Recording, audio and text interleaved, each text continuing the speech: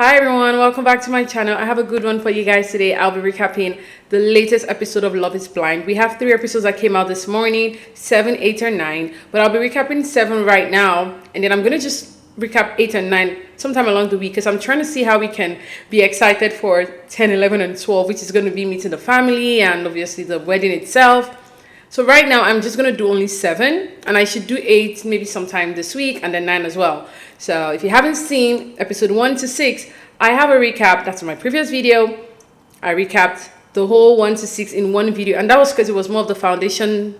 I didn't want to kind of spread it out, but now we have more of like a layout. Everything looks good, so we can build from that foundation into episode 7, which is a good one, guys. And also I'll be recapping it couple by couple. I don't want to just go scene by scene. I'd rather do couple by couple just so that it makes more sense. So there are going to be a lot of spoilers. If you know you haven't seen episode 1 to 6, go back to my video, go watch it. If you know you haven't seen 7, there are going to be a lot of spoilers. So go watch it and then come and listen to the recap. And also, if you know you don't want to watch it, you don't want to sit in front of your TV to watch like a 1-hour show, that's why I'm here. I'm going to recap everything that you need to know in this episode. So let's get right into it, okay? So let's start with Brittany and Kenneth. Where we left off last time, Brittany and Kenneth were good. Like, he's a middle school principal. She used to be a teacher. They had the foundation of the fact that they're both religious and Christians as the bedrock of the relationship. They both said they're going to wait till marriage before they did anything intimate. Everything looks good. She told him in the port she dated black guys, so she didn't have any problem with like dating outside her race. He had never dated a white girl, but he was like, it's fine. I don't really care about how you look. I care about you, your personality. I love the fact that you love God. Okay, so why are we out of the pods and it's all messy? Kenneth and Brittany talk about the first impressions of, first time meeting all the couples.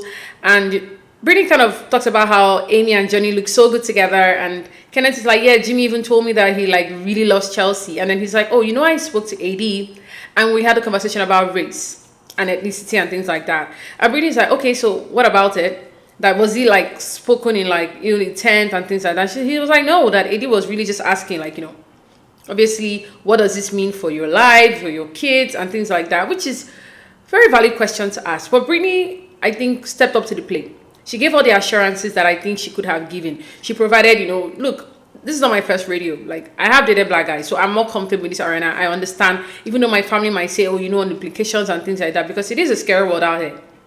It's a scary world. We all know that. So many things happen, right? So Kenneth is sort of, you can see, and this is what pisses me off about these guys on Love is Blind.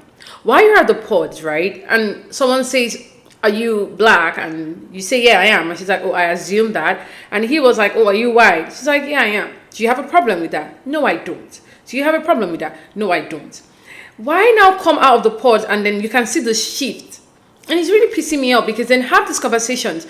Don't now keep it in. And the only thing he said was just like, AD just sort of made me realize how important it is to like, obviously my kids, my family and things like that. And she's trying to give those reassurances that, oh, I understand because I've been down this road before. It's okay. We'll talk about it, But you can see that he's not giving. He's just like, well, my family will want me to be good. Well, hey, guess what? She's also in that mix as well because you're not white. So don't you think that she's going to have some family members that are also going to be like, So I think this was an opportunity for Kenneth to be like, so what are we going to do? How are we going to resolve this? But of course, it's just like me. But I'll give him the benefit of the doubt because it's his first rodeo. So maybe he's just kind of like taken aback with the whole thing. Like, oh, it was all fun and games. But now that AD pointed it out, it's like, okay, now I have to actually take this seriously. Like, okay, it's really a problem in the sense that, oh, I haven't did it, outside my race before. What do I need to do and things like that? But I don't know why he's not being open about it. But we can see it as a viewer, like, have these conversations. Then don't just say my family. Do you yourself have reservations? Because all he was just saying is that, well, there's important conversations to make and my family. But not really saying a lot, but not saying a lot. And poor Brittany is trying to give all the reassurances that she can, but you can only do so much, right? Now they go the next day, they have these discussions that they do. So they go on this discussions. We see some clips, it's all looking good and stuff, but then they're seated on the boat and, just kind of looking at the scenery and things like that. And Brittany is like actively trying to be touchy-feely with her fiance, right? Touches this guy on the lap. He's not even like holding her as well. He's just acting up. You can see there's that shift. Like he's talking to a stranger. Like he's saying, by a stranger. You would even know that this is his fiance, someone that the night before we saw him going over and beyond, bringing her slides when she was at the beach, doing all these things. It's just like that shift. And I just felt so bad for her because she doesn't know what the problem is. She doesn't want it to be a fight. So she doesn't know the right approach to go about it, right? Because she's trying to look at it like, okay, what do I do? What do I do? You know? Anyway, she's all touchy-feely with him. He's just like, you know, he's not reciprocating. And then she brings it up and she's like, I'm a very like physical, touchy-feely kind of person. Do you think you are? And then he's like, oh yeah, I am. I'm like, oh, very touchy-feely. In fact, like, you're going to know that I like you because I'm not touchy-feely. That's bad because guess what? You're not touchy-feely towards her. And then she brings it up. She's like, really? Because I feel like you're trying to be like a respectful guy and things like that. And so she's not really seeing the touchy-feely part of him. And he's like, well, I am. You say you are, right? Now you guys are CC-ed, right? And then she comes really close to him. And he's still like holding the bowl of whatever he had in the bowl. And dude, this is the time for you to drop that bowl and like hold her hands and be like, look, I like you. She's asking for assurance. What does this guy do? He just holds the bowl and even like holds him more like tightly towards him. Like she's about to eat him up. She's like scared and holding the bowl. And then he lays down. She tries to lay down beside him. She tries to put his arms around her. He's still like, his hands are just lagging there. She's trying to put her arms around him. He's just like, his hands around her. He's just like, you know, putting his arms out there. And then you can see at the point when his hands are like this, right? She brings out her own fingers to try and do this whole bouncy thing that you do like when you're playing. His hands are like this, right? And then she's trying to like bounce it off. He's supposed to have done something like, you know, his hands were just like this. This is the point for you to now be touchy-feely, right? He doesn't do it. How do you think it's going to make her feel? Because you guys just had the conversation and you literally just told her, like, if I like you, I'm going to be all touchy-feely. Then do it then. It's just, you could see like her heart just sunk. Her face was just like, it was like trying to pull teeth having conversation with Kenneth. Like he was just, I just felt so bad for her. Like this is why you don't even like say goals too quickly, because everyone, the other couples were like, oh my god, these guys are so good, he's so nice, he's so attentive. Well, that was just a one-day charm because this is his real self. Because it's either he doesn't like her or he's worried. Then have those conversations. You're a freaking principal. Have the communication then. But anyway, now I'm just gonna skip over because really we don't see any interaction between Kenneth and Brittany till they come back to North Carolina. So we know now the honeymoon has ended. Good. We're going back to North Carolina now. This is in the sense of Brittany and Kenneth, right? What happens when they get to North Carolina? They get to this house that everyone has to share, you know. I think they give all of them identical houses, so like in a complex, identical houses. So now they have to live together. And now at this point, he's like excited that he's gotten his phone back. Like, oh, my phone. That's okay. Be excited about that. Yeah, you had like 5 days without your phone. Like, calm down. And I get it. You have to call your parents. You have to tell everyone you're engaged and things like that. So you can see he's like on his phone.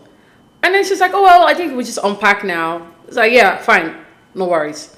She starts unpacking things. She actively starts unpacking his things because she was thinking, oh, we'll unpack together, which is like the sensible thing to do, right?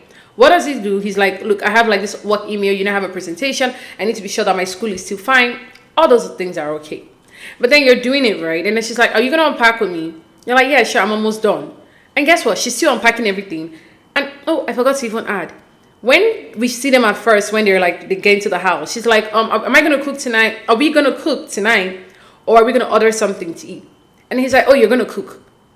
And then she's like, really? I'm going to cook tonight? Like, really? And you could see she was like saying it in a joking way, but not really in a joking way because she's expecting you to be like, you know what, babe? Let's order food. But he's like, no, you're going to cook. No problem.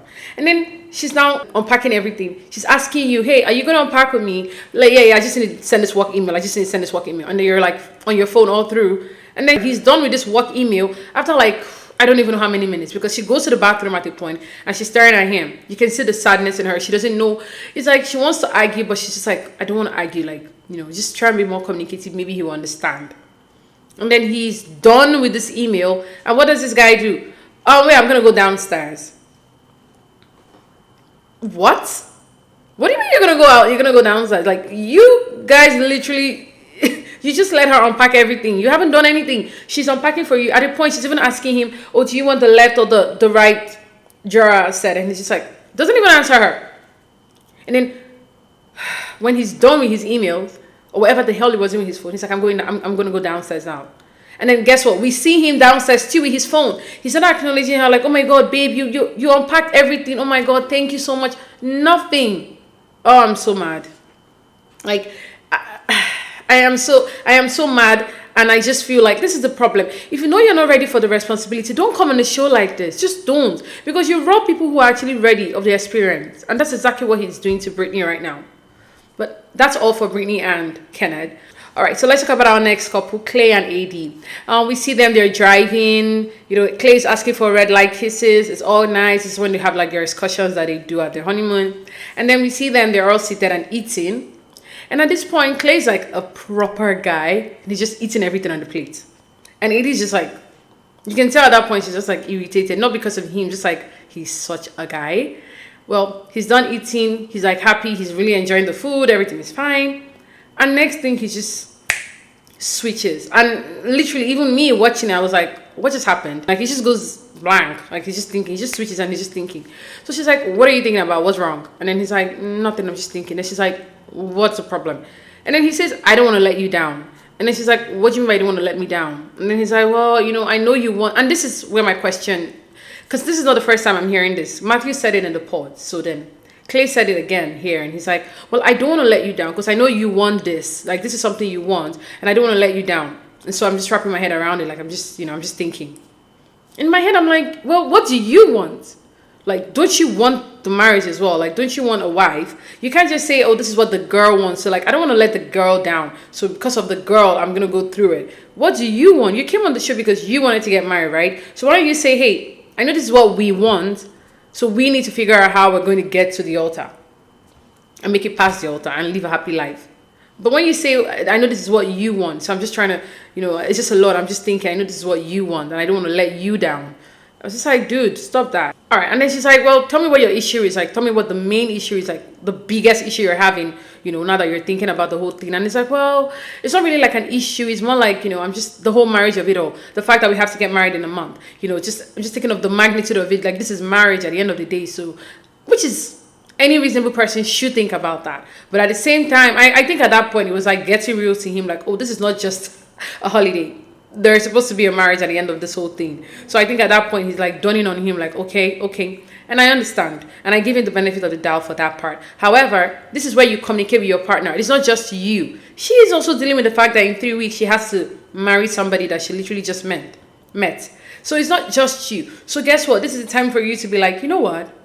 How do we get to the altar? Like, look, this thing is scary for me. But how do we get there? Like, is this not scary for you? How are you getting over it? Like, how can I get over it? You know, that's why you become that partnership that you're craving for, and then have these conversations. It's no longer a you thing. Well, he's just talking about the fact that, you know, I'm just referring to marriage in general. And then he's like, look, I know you, I want you to be my wife. Like, don't get it wrong. Like, you be my wife is not a question. I'm just like battling with the marriage of it all. And then you can see AD is just like, oh my God. And I feel so bad for AD. Like, she just didn't get any good pick. Well, at this point, you know, he's like, you know, it's just a marriage of it all. It's just a marriage of it all. All right, if it's just a marriage of it all, have the conversation between the both of you then. Well, now, I was just going to jump over to the part where we see all the couples have met at the beach. Every couple is there, right? Now, they're all at the beach. What happens? Jeremy comes over to AD because, obviously, he has to have this conversation with AD, and he apologizes to AD.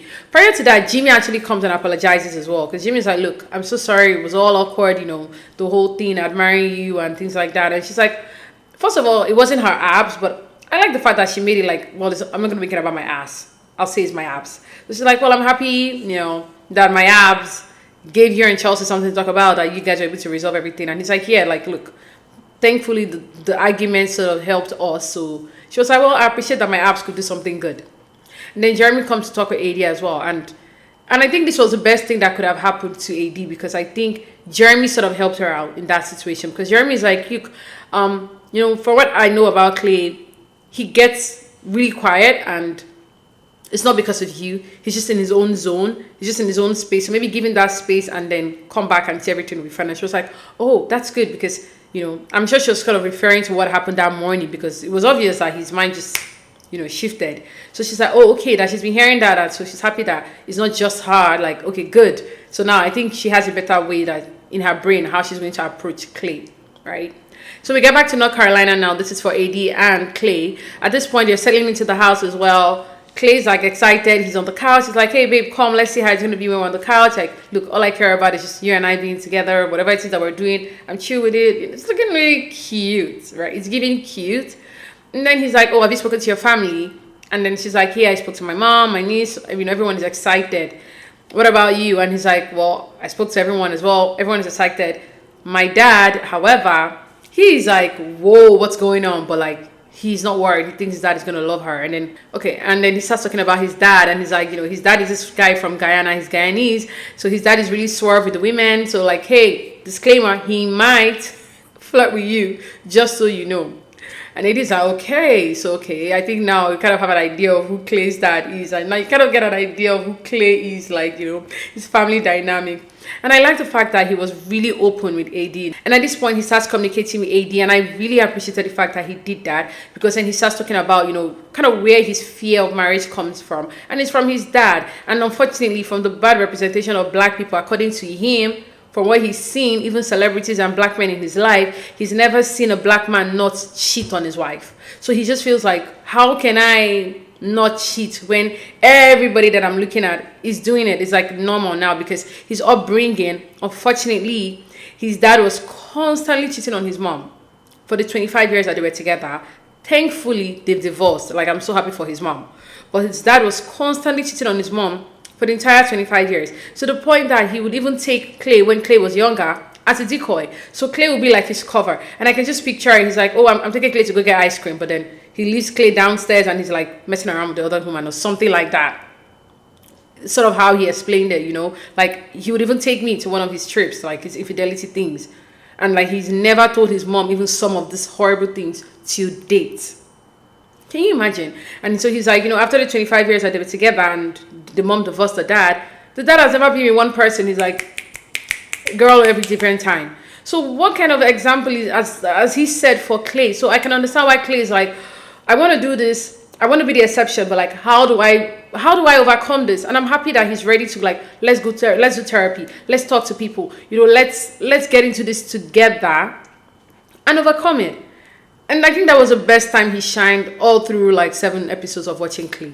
At that point, I was like, damn. He said it like, look, I want to do this, but like, I'm fighting internal demons, because it's like, this is the example that has been set for me. How do I go against this example?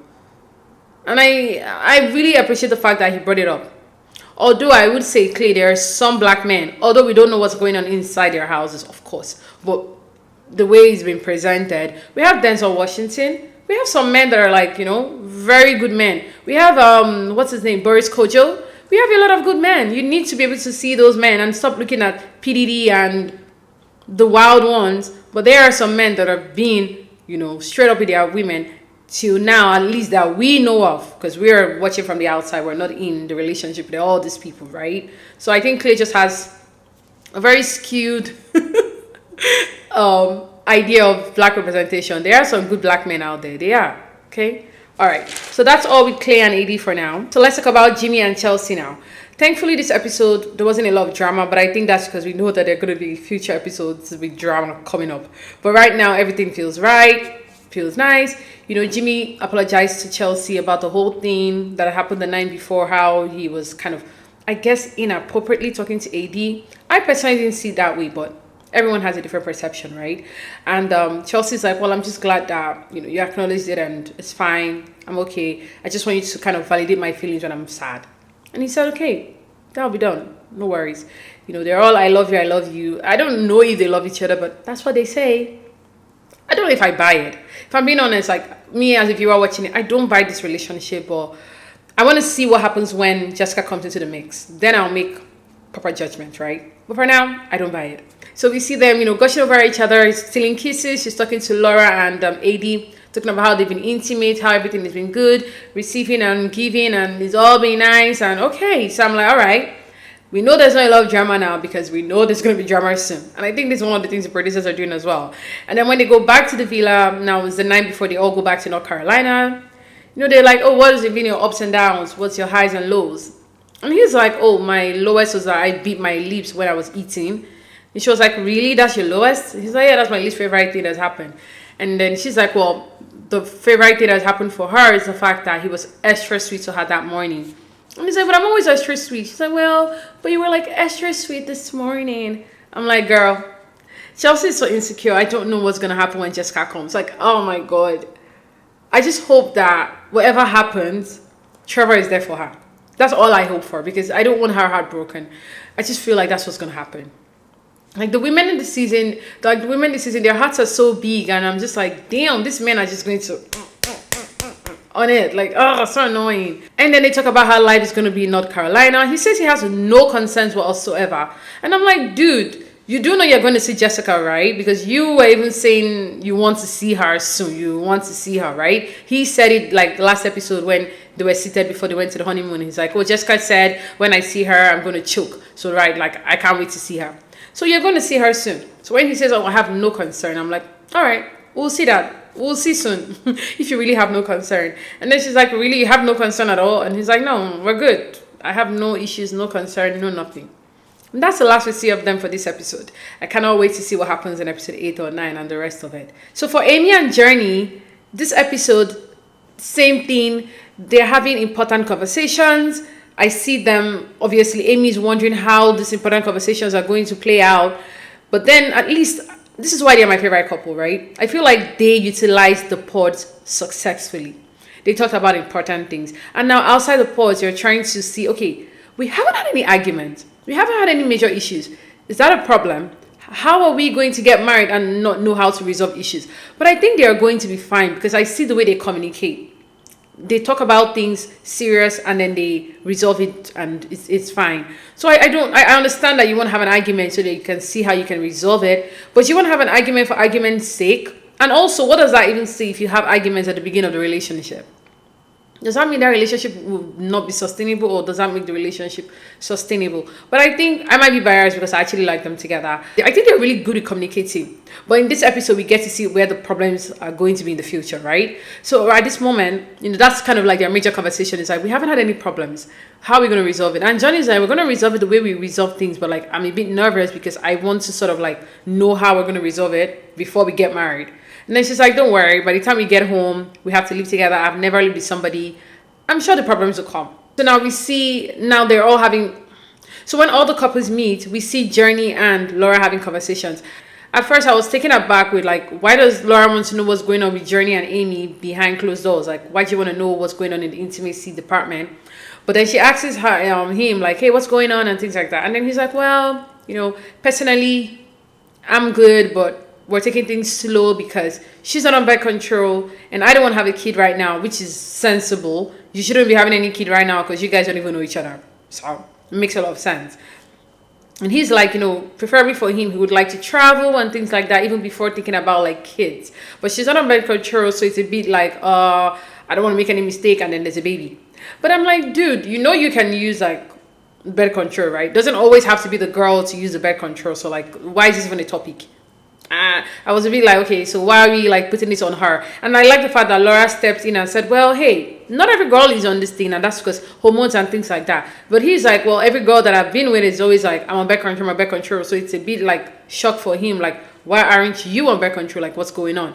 And, I don't want to have any kid at this moment. And then on the other side of the beach, we see Jeremy and Amy having conversations as well, just the same way like Laura and Journey were having conversations. And here, Amy tells Jeremy, like, look, everything is going well, but like, I worry about my dad, because my dad, wasn't really in agreement with me coming on the show. He doesn't understand the process, which you can understand. A lot of fathers are going to, and even parents, and even siblings, and even friends are going to be like, what do you mean you're going to marry somebody after a month? So I can understand. And according to Amy, her dad is very involved in her life, like extremely involved. And the fact that her dad wasn't in agreement with her coming on the show, she doesn't know exactly how he's going to react, but she's hoping for the best.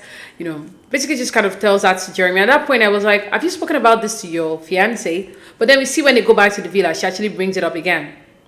And she talks to him about it, and she tells him, look, I don't know how my dad is going to be, because look, my dad is very involved in my life. My dad is very, very, and she actually explains to him, and I think she communicated it very well. She explained how, she's been very naive and very, I'll say timid in relationships, and people have been able to walk all over her in her past relationships. So her family has had to be there for her, and her parents are very much involved in her life, especially her dad. So this process, her daddy wasn't in agreement with her coming on the show. So he doesn't really understand the process. So she knows that it's going to be an uphill battle with her dad, but she kind of lays it out to him like, I don't think I can go through this if my dad doesn't give me his blessing. And at that point, Johnny is trying to validate her feelings and also communicate that, hey, I understand that some parents are not going to understand, because even me, I have to explain to my parents and my family as well the process and all of that. But and the next, when she pulls the whole, I don't think I can go through this if my dad doesn't give his blessing, you can see Johnny's face is like, we're in trouble,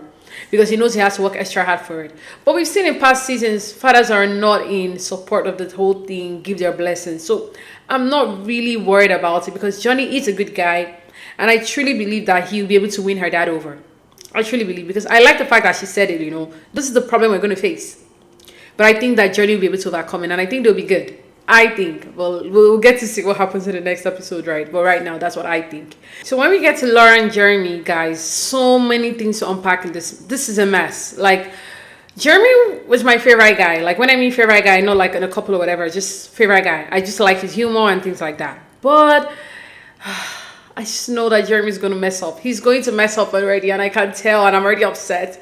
Jeremy, what are you doing? I was rooting for you. I was really rooting for you. What are you doing right now? All right, let's just get right into it. We get into the episode finding out that Jeremy slept on the couch. How can you sleep on the couch? Dude, you're still in your honeymoon phase. What the hell? Well, he sleeps on the couch. He's upset with her. He doesn't say a word to her all through the night, according to Laura. Straight up silent treatment. But that morning, they go to the beach, and he's sort of having a conversation about it. And then he's like, look, I messed up. I acknowledge that I messed up. It's things that I did in the past, and I don't want to do things like that. I'm sorry. So Laura sort of explains how it's triggering for her. If this was in the real world, she'd have removed herself from that situation, because she's had past relationships where the boys have embarrassed her, whether it's jokingly or whatever. She just takes herself out of it. She doesn't want, and she explains to him, if this was in the real world, I would have left you. But because of the process and the communication we've had in the pods, I'm a little bit more lenient to listen to what you have to say. Now he apologizes for the silent treatment. Basically apologizes for everything, and she's like, dude, because it was a joke. If I'm telling you something as my partner, I'm joking. I don't expect you to go make a mockery out of it and then embarrass me in the process and then give me silent treatment on top of it. Let's communicate as adults, basically. And he apologizes, and everything is fine. So then we see when all the couples are hanging out. Now, Jeremy goes talk to AD. He apologizes again for even bringing up the whole thing. And AD is receptive. She's like, look, it's fine. It's not even a problem. It is what it is. I'm good. So when Jeremy is on talking to AD, he goes talk to Amy. And this is where I already talked about what Amy told him about Johnny and her dad and the whole of it. But at this point, guys, Jeremy starts talking about Laura. He's talking about how he picked Laura, how, he knew that they would be able to handle conversations and handle any issues and how they would be able to resolve it. And this is why he didn't pick Sarah Ann. At that point, I'm like, why are we talking about Sarah Ann? But then he says, I need to kind of see her to kind of explain why I didn't pick her, because the reason why I didn't pick her was because, hey, we had conversations about the future. We had good conversations, funny, serious. We couldn't really delve deeply into the serious conversations. We're just really more focused on the easy, breezy conversations, unlike with Laura, where we had all conversations across the board. So he's curious. He wants to see Sarah Ann so he can explain to her, because, hey, Sarah Ann is going to be my friend outside of this process. Mind blown. Amy's like, what? Jeremy, why would you want to be friends with Sarah Ann? I don't understand.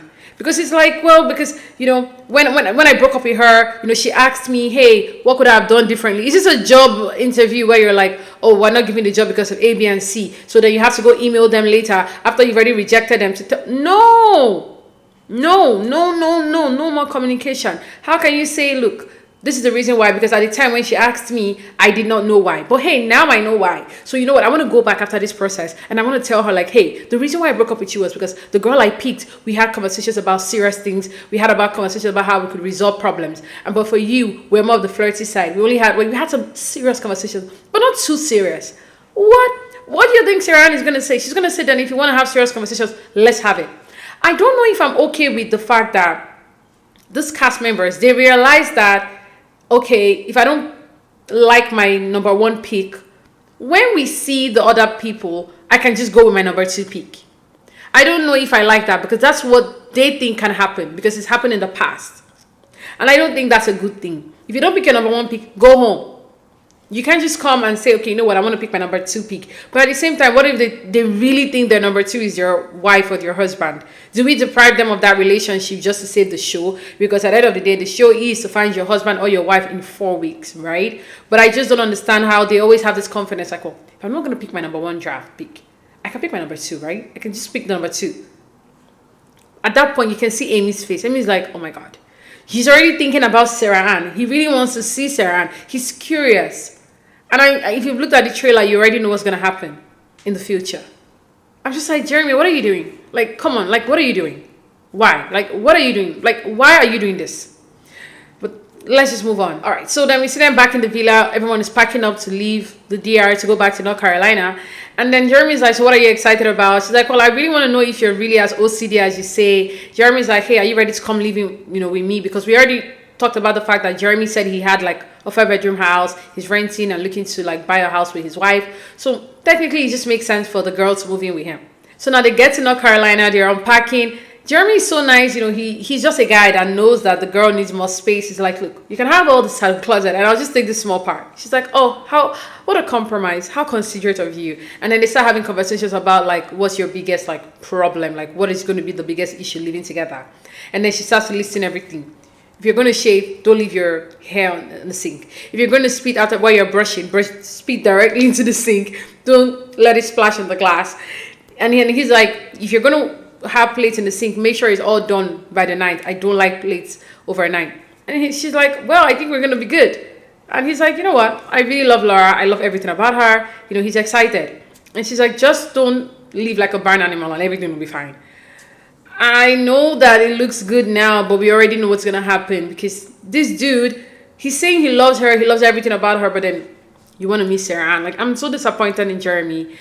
Guys, what do you guys think about this episode? What do you think we're going to see in episode 8? What do you feel about the couples? Have your opinions changed from the last, 1 to 6 episodes to this episode? My feelings have changed dramatically. Like, the people that I thought were not going to have any drama are the ones that are having all the drama. And I really thought that I was going to have a Clay and AD drama, but I don't think there's going to be so much there. I didn't think that I was going to see so much drama with Brittany and Kenneth. Definitely not with Amy and Journey. But it's looking like it's going to be crazy, guys. Let me know what you think in the comment section. Please like and subscribe and share this video, guys. If you want to see my other videos, they're on the list. Just go look at it. I love you guys. Thank you so much. If you're listening on the podcast, thank you so much. You can listen to me on my podcast on the go. You can watch me here on YouTube. Like, share, subscribe, and we'll talk soon. Bye.